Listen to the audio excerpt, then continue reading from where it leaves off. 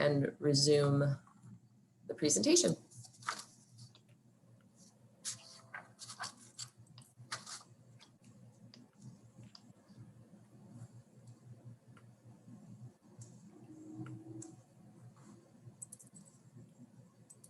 Okay, welcome to part 2 of our presentation this morning. Okay, so this first slide is a reminder of the provincial funding formula that was used to determine the funding that the FPRD received. I put it there for convenience and ease. Okay, so this slide expands the electoral areas to review the calculation in more detail. On the first slide, the total funding allocated to electoral areas by the provincial government is shown in this third column, $162,000. And this was attributable to a population base of 19,967 that was provided to us in the distribution from the provincial government. So on the far right, I've shown the funding that the FERD has allocated to date based upon the need, and as we've discussed earlier.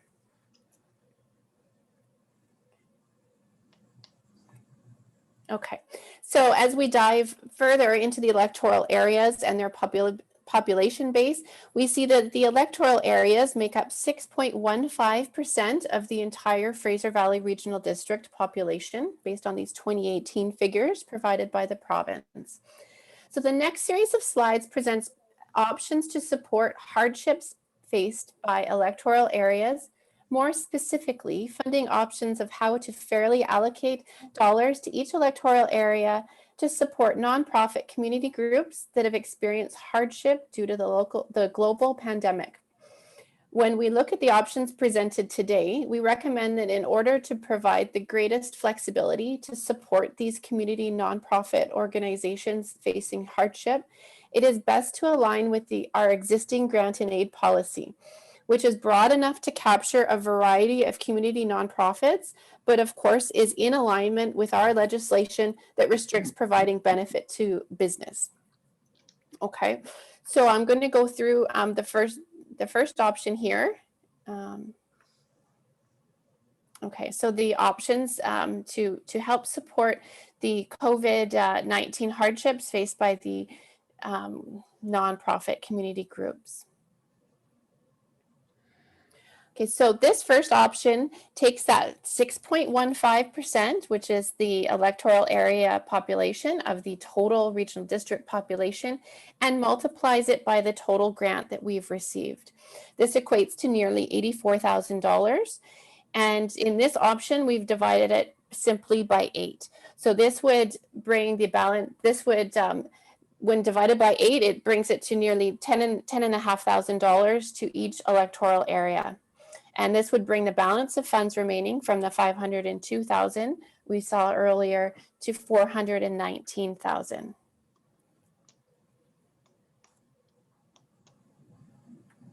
The second option looks at the same $84,000, but it takes so it takes the 6.15% of the $1.3 million that we received, yet it calculates the amounts attributable to each electoral area based on population within the overall electoral area population. So the funds allocated on this basis range from $3,500 in electoral area A to just over $14,000 in electoral area C. So based on percentage of population, still leaves the balance remaining of just over $419,000.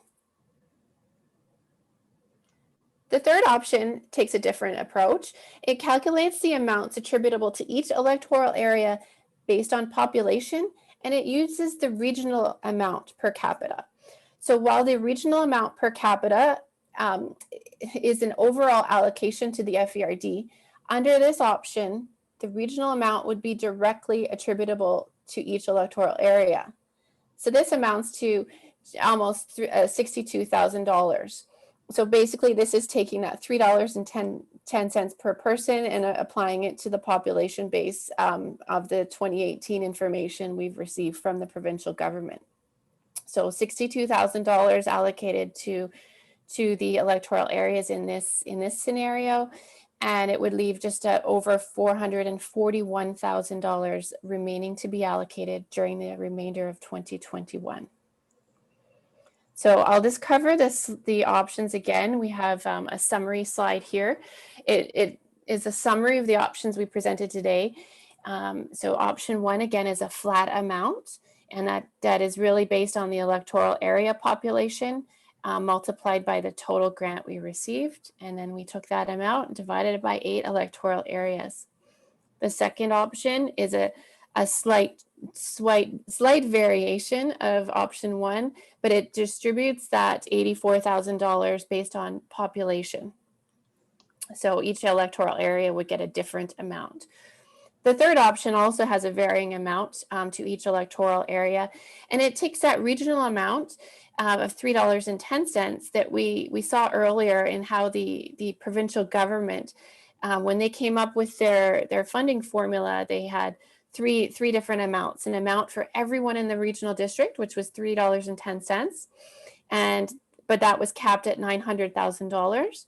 The next amount was the amount attributable to electoral areas, and that brought it to $162,000, and it was $8 and change per population. And then the third factor in that calculation was a flat amount for the regional district. So this one takes that $3.10 and puts it directly in the hands of those electoral areas. Are there any questions? This concludes our presentation this morning, so thank you. So, Ms. Lounsborough, I just want to be clear. So this is this represents a separate, not separate, but this would represent kind of a funding package that would be basically used to top up the EA grant and aids. This would not be the total amount of benefit from the COVID restart funding that electoral areas would receive. I think that's what I'm getting confused here. So this is just a separate, this is trying to create some options based on some of the concerns that have been heard about being able to provide some kind of some funding support or augment funding support to those in need in some of the communities in some of the electoral areas, but it doesn't represent the total portion. So when you add some of these options to the money already allocated, I mean, this is probably unfair to do right now, but when you add these options, say option 1, to the money already allocated, what does it look like in terms of, I guess, total amounts of that 1.3 being assigned to what we would consider electoral area support? Okay, thank you, Chair. So we saw earlier that it was we had allocated based on the deficit accounts and other allocations and spends that we've made to date. It was $180,000 already directly attributable to the electoral areas. So this would bring it to approximately $264,000 directly attributable to the electoral areas. This is really taking, we're coming up with these options based on the feedback that we've received from the electoral area directors to directly put some funds in their hands to help their communities. We still have to comply with these funds are to help COVID relief. So we would expect that these nonprofit organizations can demonstrate their COVID hardships, but we would recommend funneling it through our grant and aid process so that we have that structure and the rigor within it. I mean, of course, there's a fourth option is we could just continue to receive requests as we have them, and we have our $502,000, which we have as the balance that remains to be allocated, and we can continue to receive requests throughout it, or we could already just take a portion, and that's what we've heard from the electoral area directors is to give some funds that's directly there for that specific need. So it reduces our $502,000 that we have remaining to be allocated and just portions it off. Okay. I hope that's helped. Yeah. Okay. Director Ross, any question? Yeah, I guess just further clarification, just going back to Ms. Kinnaman's comment earlier on about, making sure that we provide relief for staffing um, and complete our work plans, et cetera. I just want to make sure that this isn't going to take away from that this isn't at the expense of those very, very critical needs of our organization, one. And secondly, this is really awkward for us in, for our look. I don't know what the other municipalities are doing, but in the city of Abbotsford, we're not providing relief for nonprofit organizations. So I guess it's kind of awkward for us. We're not doing that, but the FERD is. So Can speak to that one a little bit. To answer your first question, this is an option that both Ms. Lounsborough and I work together on, and I feel confident that if any of these three options were chosen, that the remaining funds having that flexibility to address some of the ongoing challenges throughout 2021 due to COVID will be met. I'm comfortable with it at this level. In terms of providing funding to nonprofit, it's definitely, if you look across British Columbia, it's all very dependent on the circumstances of the local government. I saw in the news that Williams Lake just recently announced yesterday or the day before a similar kind of program for those kinds of nonprofits in their community that are suffering due to COVID. So it's definitely a mix. I think you're going to find larger municipalities aren't able to do that. Typically, larger municipalities have a lot more services that are reliant on user fees and particularly in recreation where they were closed for so many months. And also because municipalities, they are the tax collector. And so there were probably a lot of residents that took advantage of that deferred tax payment, or maybe weren't able to pay their taxes at all. And so somewhere along the line, the municipality has to make up that shortfall.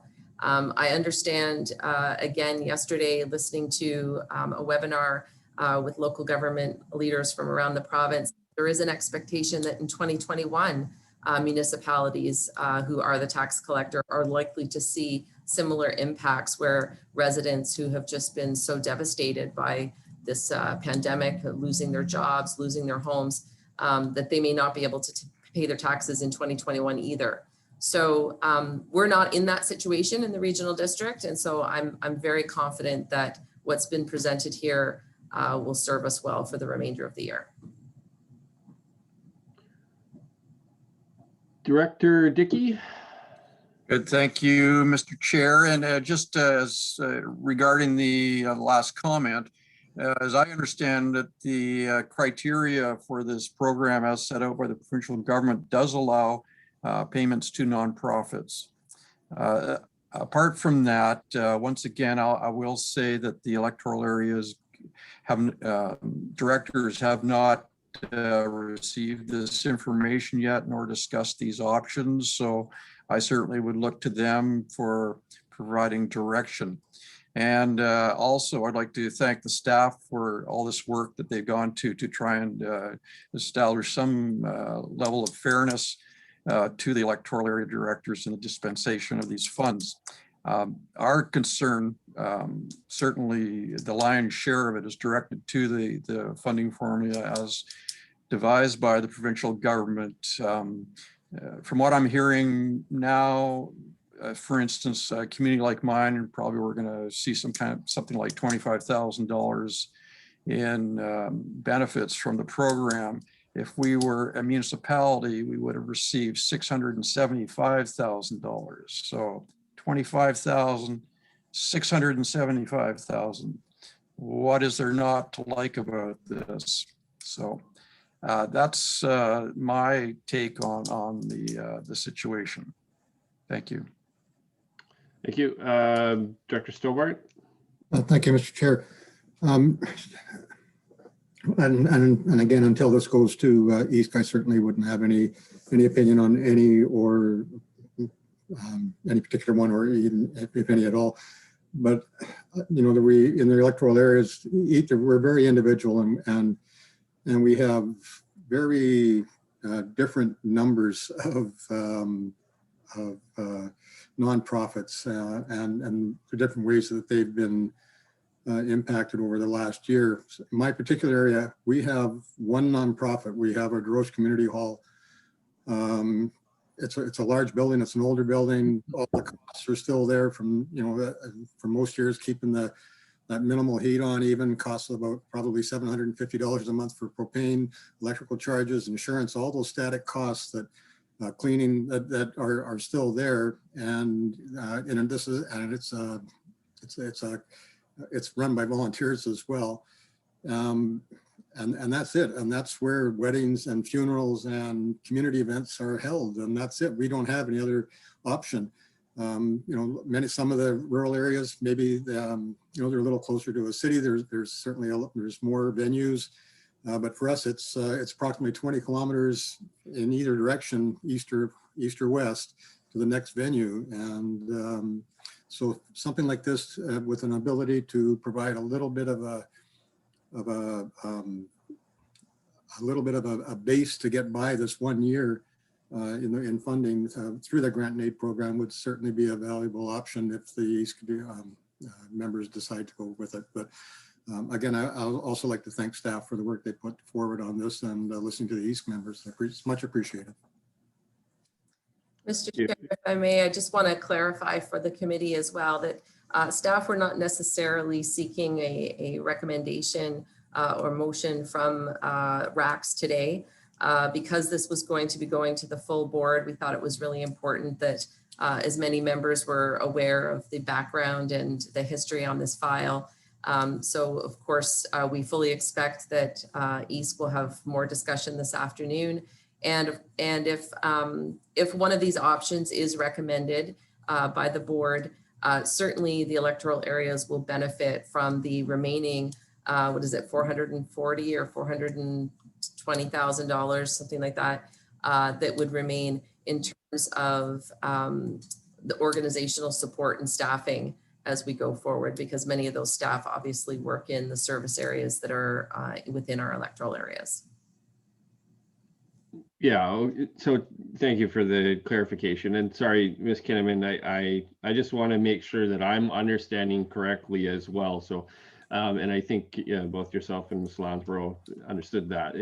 This is, when I look at just this amount, and I certainly, tend to empathize with Director Dickey. And when you look at how the province has allocated monies to smaller municipalities, and then you see some of the populations in some of the electoral areas, and it certainly does, when he makes that example, seem inequitable. And but I'm glad to hear, and I think that's been reinforced a couple of times, that the monies that we receive, that you perhaps would be able to allocate yourself and Ms. Lounsborough to other staffing, achieving work plans, those will also benefit electoral areas. So if we're reinforcing some of our abilities on work planning, on delivering, delivering on some of the strategic planning and stuff that we've discussed, I think that's just, it clarifies it for me. So I appreciate that. But yes, I look forward to hearing the outcome of the conversation today at EASC, and thank you for the clarifications put forward. And I think these options are all great starting points for discussion, and I'm sure it will be a lively one. Are there any other comments or questions? Director Blue, sorry about that. Sorry, it's just a quick question. So as Director Ross mentioned, in Abbotsford, we aren't doing any of this assistance with not-for-profits, just there's too many of them, and there's a whole variety of other reasons. But so understanding that it's possible for the funding to be used for this is one thing, but I just have a clarification because I'm just not familiar with this. Are these organizations also able to apply themselves directly for funding to a senior level of government, or is this the only place that they can actually get relief? Through the chair to Director Blue, I do believe that there are a number of programs that are out in various communities where organizations can apply for relief. I think that there are some specific to nonprofits that relate to, like hydro costs and rent and things like that. We'd have to do a little bit more digging around that to see exactly what was available to them, but this was a mechanism that we thought that it would enable the electoral area directors to have some flexibility, understanding the realities in each of their individual communities, and that we already have a mechanism in place when it comes to grants and aid. Typically, and Kelly can correct me if I'm wrong, grant and aid budgets generally run between about 10,000 and 30,000. Each individual director determines each year how much they are going to set aside. I think there's maximum set based on population, and then they can decide within that how much they are comfortable. So any of these options is likely to increase that quite substantially. Thank you. Just, I guess the part of the reason for asking that is it may be a capacity issue too with a lot of the smaller volunteer run, not-for-profit groups, but perhaps providing them some assistance in addition to any funding that might be allocated to help them to know where else they might go and what else might happen. If that hasn't already occurred, it might just be helpful to just give them a little bit of an assisted boost there to help to get access to any other funding that they could possibly receive elsewhere. Sure. Yeah, thank you. Director Facio. Thank you, Mr. Chairman. As Ms. Kinnaman has already pointed out, there are other areas of funding, and I believe, and maybe Ms. Kinnaman can correct me if I'm wrong, that UBCM come up every year for funding for non-profit.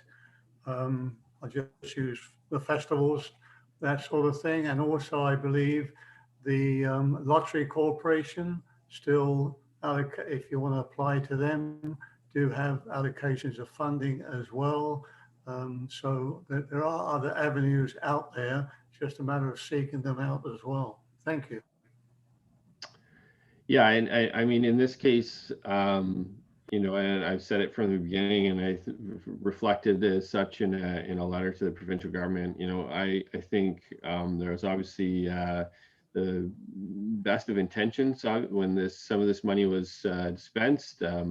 As Director Dickey mentioned, it was obviously done fairly quickly, but I do think there are unique challenges, and I do recognize that there are unique challenges that are experienced in the electoral areas. And is also, I would guess, maybe a disproportionate ability to respond to some of those unique challenges in comparison to the larger municipalities and the larger pockets of funding that the municipalities were able to receive. So I have been supportive of the electoral area directors in their endeavor to seek some another kind of opportunity or envelope where I think they are far more, I would say, far more kind of connected to their communities, where some of these funds could achieve some of the maximum, I guess, benefit. And I mean, Director Stobart gave a good example. Far be it for me to know, and that's why we have a good grant and aid policy in front of us. So I think that vehicle is there. That gives me a lot of confidence that staff have identified the grant and aid policy or the grant and aid program as a good vehicle for that. So like I heard staff say, we're not seeking direction, but or a response today on these options, but certainly we'll wait to see what happens at the electoral area committee. Director Raymond, you had a comment? Thank you, Mr. Chair. Just in regards to applying for other grants, I know that one of the groups here applied for funding for the electricity and other things to keep the community hall going. However, they did not get the grant, and the reason they didn't get it is because they said that there was already COVID funding that was set out for each individual rural area to cover those costs. So they refused to grant. Just as a information.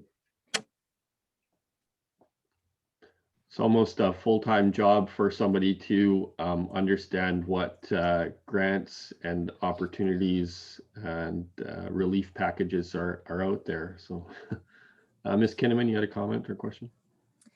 No, I think that that summarizes everything that we have here today, and I appreciate the committee taking so much time today to consider the requests that are going to be going to EASC later, and recognizing the unique nature of our organization that we have, that we are, even though we come from all these different areas, we are one organization that has some corporate type level needs, regional needs, as well as some of those unique, as you mentioned, electoral area needs. So staff is happy to try to achieve that balance so that everybody feels comfortable going forward.